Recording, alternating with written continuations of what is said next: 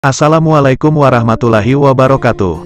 Jumpa kembali dengan kami di bulan penuh berkah ini, yaitu di pada 4 Syawal 1444 Hijriah ini. Pembahasan kali ini kita akan membagikan seputar mualaf dunia.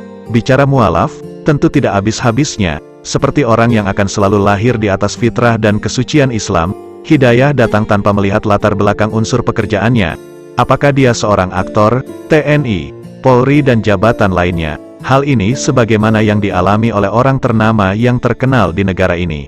Perjalanan Syekh Ahmad Maeno, temukan Islam di Australia, belajar di Suriah, lalu jadi imam di Jepang.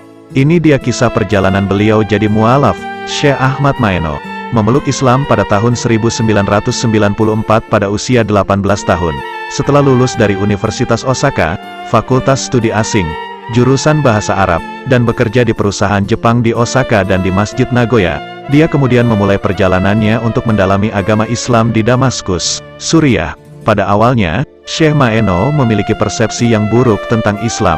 Persepsi itu dia dapatkan dari pandangan orang-orang di Jepang pada umumnya, yang memandang Islam sangat buruk dan sangat negatif. Mereka percaya bahwa Islam adalah agama yang fanatik, mengerikan, dan tidak layak untuk diperhatikan. Pandangan negatif tersebut mereka dapatkan dari dunia pendidikan dan media. Syekh Maeno mengakui bahwa dia adalah salah satu orang yang terpengaruh akan hal tersebut. Sampai suatu saat pada usia 17 tahun, Maeno menjadi salah satu peserta pertukaran pelajar ke Melbourne, Australia. Di sana dia tinggal setahun dan bertemu dengan salah satu keluarga Muslim untuk pertama kalinya. Mereka memperlakukan Maeno dengan sangat santun, baik, dan murah hati. Syekh Maeno mudah menilai bahwa merekalah orang-orang Islam yang sesungguhnya, yang perilakunya sangat indah dan mengagumkan. Saat itulah secara perlahan pandangannya yang negatif tentang Islam mulai berubah, dan hatinya mencair. Namun pada saat itu Maeno belum memutuskan untuk masuk Islam, dia kembali ke Jepang. Suatu saat, Maeno kembali lagi ke Australia untuk berkunjung kepada keluarga tersebut. Sang ayah, kepala keluarga tersebut, memberinya hadiah terjemahan Al-Quran berbahasa Inggris. Dia berkata, "Bacalah buku ini, dan pikirkan olehmu." Maeno merasa bahagia, dan juga merasa dihargai, karena dia dianggap memiliki kemampuan untuk memikirkan sesuatu tentang agama. Padahal pada waktu itu dia masih remaja yang berusia 18 tahun. Setelah kembali ke Jepang, ternyata Maeno tetap mempelajari Islam. Dia tidak ingin bergantung terhadap pandangan media tentang Islam. Kali ini dia lebih percaya kepada pikirannya sendiri. Semakin dia tahu tentang Islam, semakin dia meyakini bahwa Islam adalah agama sempurna yang selama ini dia cari ciri. Pertanyaannya dari sejak usia 14 tentang, dari mana saya datang, kemana saya akan pergi, dan untuk apa saya hidup, dia mendapatkannya dari agama Islam. Barulah pada usianya yang ke-18 tahun, Maeno memutuskan untuk bersyahadat. Di Damaskus, Suriah, Maeno melanjutkan studinya di Institut Islam Abu Nur yang terkenal di sana. Dia juga merasa terhormat untuk mempelajari ilmu-ilmu Islam dengan beberapa ulama terkemuka di zaman modern. Dia menerima lisensi mengajar dalam berbagai mata pelajaran dari salah satu ulama terbesar di zaman kita, Syekh Muhammad Al-Yaqubi, mempelajari akidah, fikih, hadits dan suluk di bawah bimbingannya.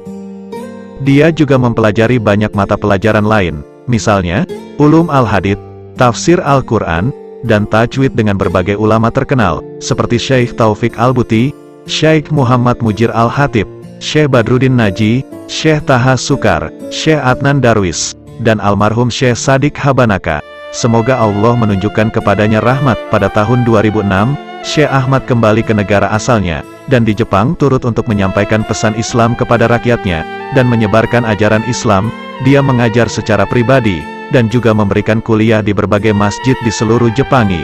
Dia meringkaskan pendekatannya sebagai berikut, menyampaikan pesan, wasatiyah, jalan tengah Islam, cinta Allah dan utusannya, damai dan berkah besertanya, dan memanggil orang-orang kepada Allah, bukan menghakimi mereka.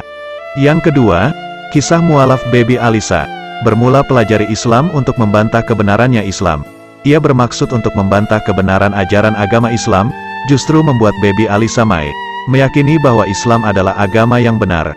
Dikutip dari Wallipop, keyakinan itu kemudian menuntun Baby Alisa Mae memutuskan menjadi mualaf atau memeluk Islam.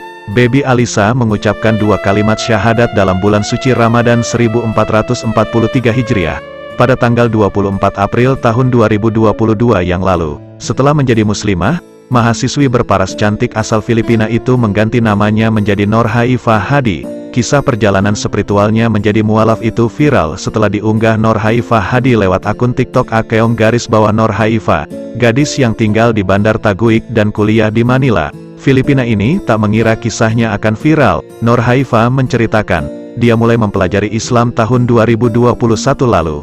Bermula ketika seorang temannya menyampaikan fakta-fakta tentang kebenaran Islam. Nur Haifa mengaku mempelajari Islam dengan tujuan membuktikan bahwa apa yang disampaikan temannya tentang kebenaran Islam adalah salah. Pada tahun lalu ada seorang teman menceritakan fakta tentang agama Islam. Saya ingin membaca dan membuat kajian untuk membuktikan kata-kata dia itu salah, ungkap Haifa ketika dihubungi oleh Mestar. Setelah melakukan pencarian dari berbagai sumber, ia mendapatkan hasil yang bertentangan dengan kepercayaannya. Rupa-rupanya saya yang hilaf dengan pembacaan saya sebelum ini. Mempelajari lebih dalam, perlahan-lahan saya mulai tertarik dengan Islam, ucap Nur Haifa. Remaja 18 tahun itu tak hanya mencari tahu soal Islam dari permukaannya saja.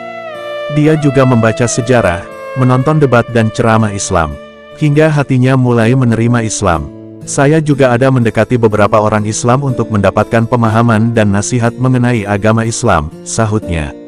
Nur Haifa mengatakan, keluarga dan teman-temannya terkejut ketika mendengar keputusannya. Dia memutuskan memeluk agama Islam secara diam-diam. Keluarga awal mulanya menentang keputusan Nur Haifa tersebut. Kemudian Nur Haifa tak berhenti berdoa agar semua urusan dalam mendalami agama Islam dimudahkan. Saya mengenal Islam tidak pengaruhi oleh siapapun. Perjalanan ini hanya saya yang tahu. Banyak yang terkejut ketika saya sudah membaca 2 kalimat syahadat, tuturnya. Dan saya menangis pertama pakai hijab. Setelah mantap menjadi mualaf, hati Nur Haifa juga terketuk untuk memakai hijab. Ia pun mencoba pertama kali menggunakan hijab dan hatinya langsung nyaman. Perasaan saya bercampur aduk usai memeluk agama Islam. Saya lebih merasa nyaman dan dihormati ketika berhijab. Saya tidak pernah membayangkan akan memakai hijab, kata Nur Haifa terharu. Pertama kali saya pakai hijab, saya langsung menangis, lanjutnya. Perjalanan mualaf Nur Haifa tidak mudah, orang di sekelilingnya membantu untuk mengurus persiapannya memeluk Islam dan menyesuaikan diri dengan keyakinan barunya. Anak pertama dari 4 orang bersaudara itu mengungkapkan, baru belajar berpuasa semenjak memeluk Islam. Sejak usia 15 tahun saya datang ke Manila untuk belajar, saya jauh dari keluarga. Saya juga masih baru dengan semua ini. Mungkin saya akan menyambut datangnya Hari Raya Idul Fitri di masjid. Saya juga baru menjalani ibadah puasa semenjak masuk Islam, lanjutnya lagi. Demikianlah yang dapat kami sampaikan, semoga bermanfaat hendaknya. Jangan lupa subscribe, like, share dan komen di Dunia Mualaf. Wassalamualaikum warahmatullahi wabarakatuh.